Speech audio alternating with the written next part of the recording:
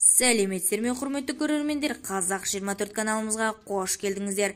Таразда 12 жастағы қыздың асқазанынан 1 келіден астам шаш шықты.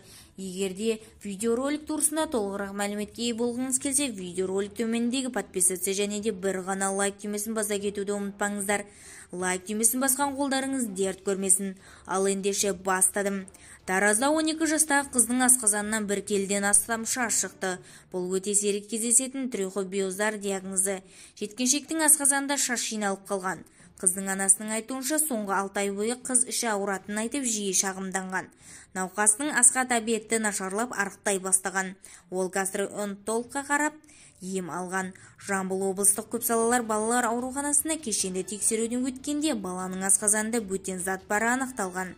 Жасөспірімге дереу ота жасалып, асқазанына салмағы 1 келіден астам шаш алынған.